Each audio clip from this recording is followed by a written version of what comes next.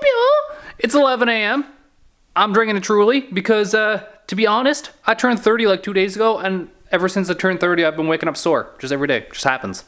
Just kidding. The gym actually opened up, and my second session back, and now every part of my body is sore. But as you can see, we're in the new garage now, and we have a load of mess to move. As you can see, the Beetle's gone. We have our toolboxes here, but those things need to get over here. But in order to get those things over here, this stuff has to move back. But in order to move this stuff back, that stuff behind the car needs to move over here. You can see we're in a kind of dilemma here. I didn't plan this out thoroughly. Kyle's such a professional. And you know, the merch, always, boostedlifestyle.shop. Links down in the description. We'll just give you a little backside shot for good measure here, I guess. As you guys know, welder, probably the biggest priority in our shop because that's what we use the most. The problem, there's a 30 amp breaker feeding the garage with a 10-3 wire, so 30 amps is about all we get for this garage unless we run a new wire out to the garage. So we're gonna replace this panel with a panel that we can just shove a 30 amp breaker inside of, and then that's gonna be dedicated for our 220. I do have the panel, I have the breaker, I just need to get some wire and some stuff and then get someone to put that in.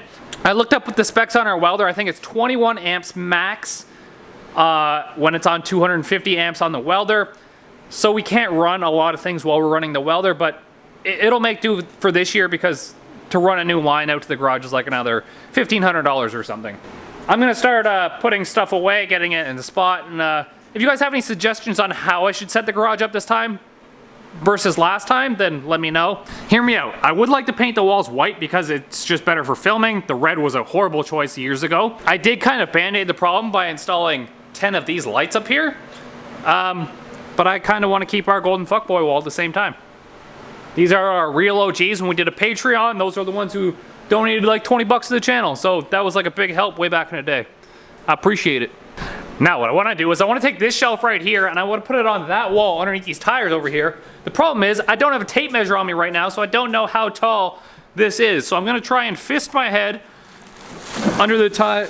So if I stand up, I can fit 3 fingers on top of my head under this tire. And then if I stand on the shelf over here and... Dude, this is close. I don't know. Fuck. We're in a weird roundabout loop again where I can't get this shelf between this car without moving this car over, but in order to move this car over, I have to move this car over, and in order to move this car over, I have to move the shelf. Come on! You can do it!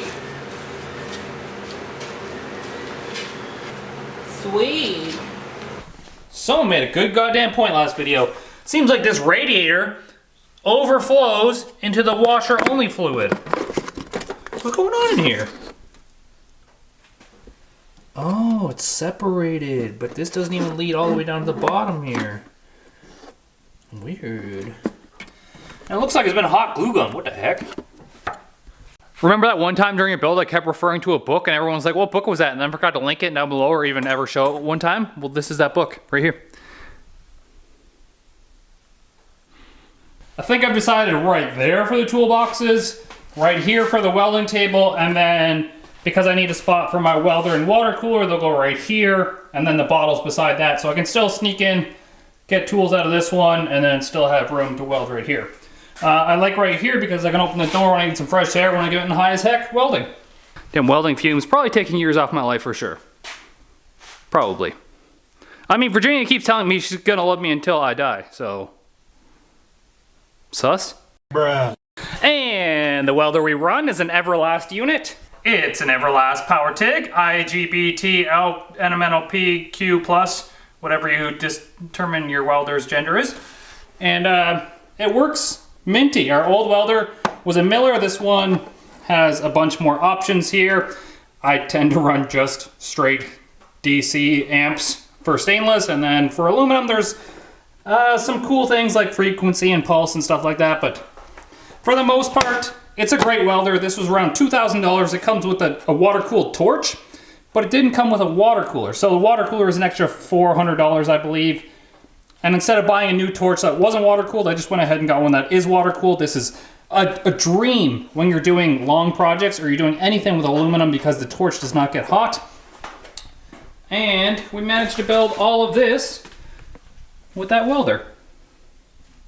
So it's a great little unit. Obviously that's Canadian monies. You guys down here where it's like not snowing and shit right above the Mexican border, you guys can purchase it for about 30% less than what we paid for it with your monies that's all the same color. I don't know why you make it the same color and it's not plastic and it doesn't smell like maple syrup, but whatever. I'm not judging, but I'm kind of judging right now. It's starting to look a lot like this. Look at that. So we're back over here. We've got to try and make room for the Hellcat to fit in between everything here. So a lot of this junk actually has to go to the other garage. I just haven't decided how much of the junk wants to go to the other garage. So, by no means is it perfect, but it should be big enough now that the Hellcat can fit in here comfortably. Hopefully. It might be way longer. It might be a bit longer though, so it could probably go about as far as the Civic is up right here. That's about where our line is at. And it's like 3 feet from the end. So I hope the Hellcat's not more than 3 feet longer than the Civic is. And this is all the junk we're taking with us. Our argon bottles, they might roll a little tiny bit, but whatever. Not going far. Our welding stand, bunch of miscellaneous tools. Including me. I'm a miscellaneous tool, I think. Look at it. Look how sad it is over there. $70,000 Hellcat just sitting in the snow. It's starting to look a lot like this. We're back to the Malibu here. What we're gonna be doing is this thing's actually gonna go to the dyno. Tokyo is doing that same course that I did, the Holly tuning course that Neil puts on. And where my car was on the dyno, Neil offered to do Tokyo's car on the dyno. So what we're gonna be doing today is we're gonna be hooking up Mac valves in this thing so we can run dome boost control so that the Holly can control boost in this car. I did bring over my CO2 bottle. We're gonna use this one for now. We will run onboard air in this car though. It's like $120 or whatever. You get a small air compressor, a small tank, and then that's what's gonna control the boost only, so you don't have to keep filling up a CO2 bottle. We got a bunch of fittings up here, some line. No idea what this is. That's not Mac valves, that's like AN fittings, spark plugs. But yeah, even though it's winter outside, we're still gonna tow this down, get this thing tuned. We're gonna see what it does on these GT35s. I did plan on putting that 80 mil in this turbo on this car. That was weird. I did plan putting this 80 mil on this car, but depending on how these GT35s go, these are like cast wheel drill bearing turbos. Maybe we'll just opt to get the ball bearing billet wheel turbos upgrades. Anyways, I'm gonna show you guys how to hook up dome boost control with the Holley Terminator X. There's probably other ways to control boost, but this is likely the most bestest, what I just said. We also got a package from the Dirty Pumpkin to my mailbox, so I'm curious to see what this is. I'm assuming one is for me and one is for Vagina. Custom built smokers. Let the smoke out. He builds like custom stoves. Custom smokers, I guess you could say. Yeah, same thing with this one. Is there anything on the back though? Went fast, didn't die. What about this one? I'd smoke your sausage. So what we're gonna do first is we've been having issues with this meth here, meth injection kit. And what we're gonna do is we're just gonna test it, see if the nozzles are flowing, because I'm not sure if the nozzles are flowing or not. It's throwing itself into like a limp mode thing where it turns the meth off, and then it actually activates something in our Holly which cuts down the timing or boost or whatever. And 100% ignition cut. yeah, it ignition cuts, so that's not good. Yep, that's not gonna work there. Yeah. Okay, I'm ready whenever.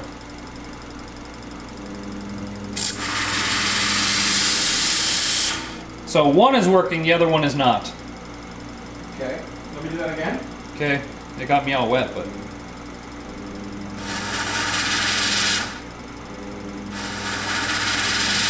Okay, one is working, one is not. Yeah, push in and pull that out, and then we're just gonna run it straight through that one nozzle to see if it... So this was the nozzle that worked. Yeah, but we know this port worked. Why don't we just... No, what are you doing? Oh my god. I'm just switching it around. Oh my god. That's not what I would have done, but okay. Well, I'm doing what you're doing, but I'm not doing it, so you do it. Okay, I'm gonna press the button now. Yep.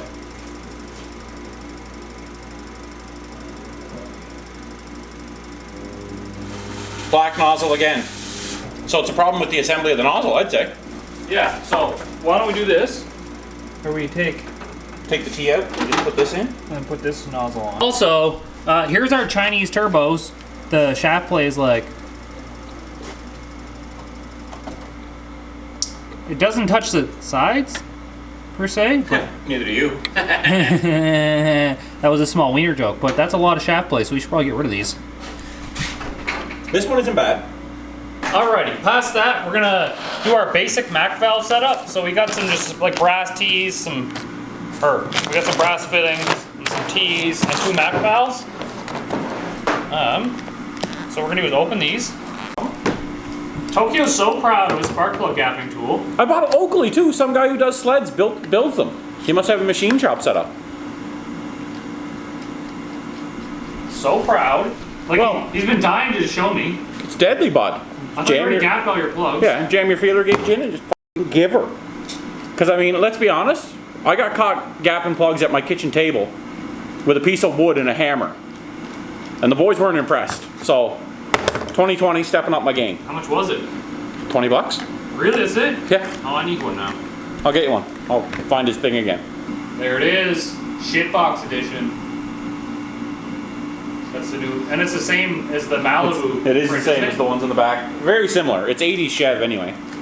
So this is the way they get set up here. It would have been better if we had just a one piece of T in here, but I didn't have the fitting. I forgot to bring it, so we're just gonna run this for now like that. This can always be joined up afterwards. But boost comes in here, like I said. This is plugged so it can't vent here anymore.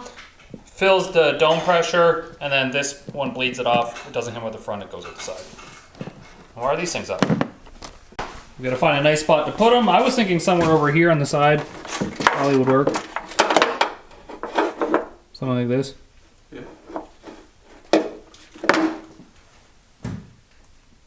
What? The top of the gate here.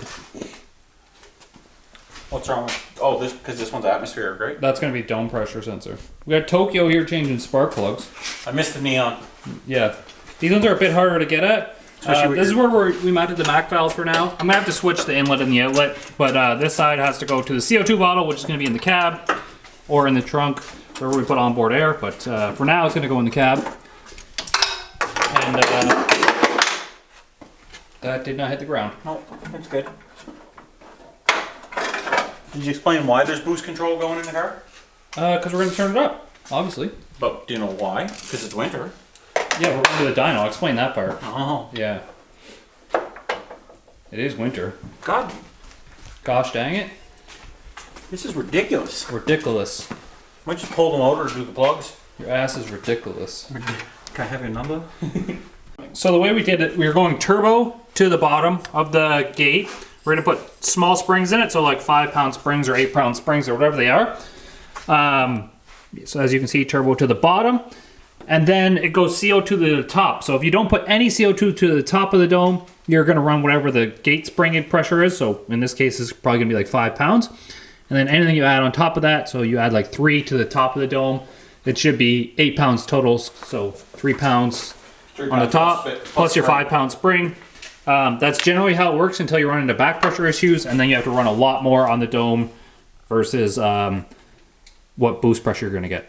So here's our 2 harnesses that we're going to be running. This one is going to be for our dome pressure sensor. It's got 3 wires in it. Orange is going to be 5-volt reference or whatever. It doesn't matter. We'll pin them out as we go and we'll write them down. This one's going to be for our 2 Mac valves. You'll notice that there's only 3 wires here instead of 4. We're going to splice the power near the Mac valves so we don't have to run it all the way inside the car. And then the other 2 are going to be grounded by the ECU. That's what's going to control it. So we'll put this inside of a loom, we'll find a place to run it through the firewall, and start wiring stuff up. The Pussy Wagon is now a tool bench. Yep. I've seen this on the internet where you like put your wires through a wrench and then it just like goes inside the loom real easy. So would this work with blue, yellow, red Raptive loom from like 2003? What? Remember when everybody did colored loom on cars? Oh yeah, that stupid split The loom actual bullshit. plastic split loom. Look at us We go. also did twisty wires and a drill. Because we fancy. Fancy as fuck. Yeah. Brat, brat, brat, brat, brat, brat. Yeah. Yeah. J-Rock in the house. You two can go together. Nice connector, bud. Thanks. It's not ideal. And we found out the reason the meth was going into meth safety was One of the nozzles are plugged. one of the nozzles doesn't seem to want to flow. Yeah, I don't recommend doing this. I'm putting 2 things on one connector. That's like a don't try this at home, but I'm gonna do it. Yeah. Do as I say, not as I do.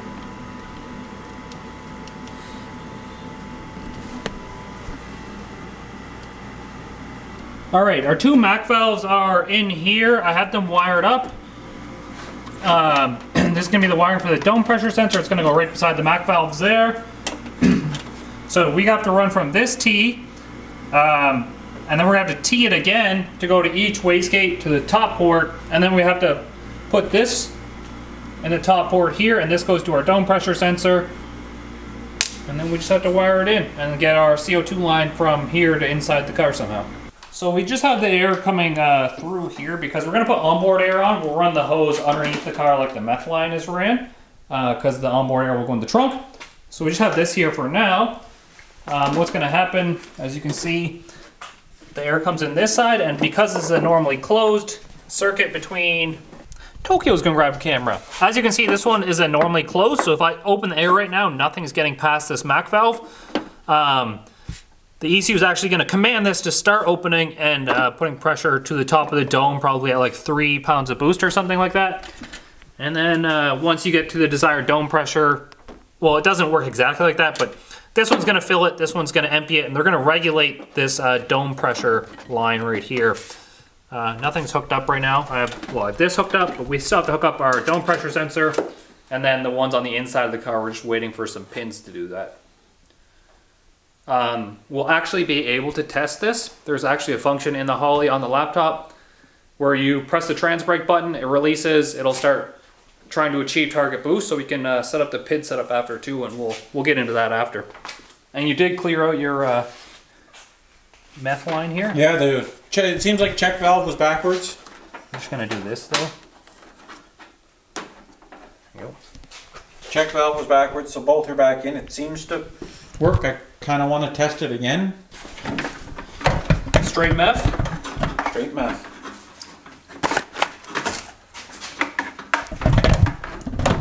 We're just testing the meth out. Put it on me because I already blasted myself in the eye.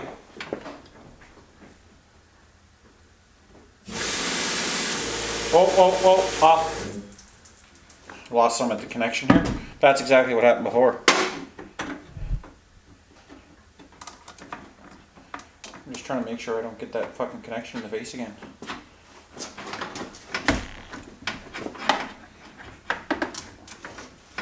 Okay.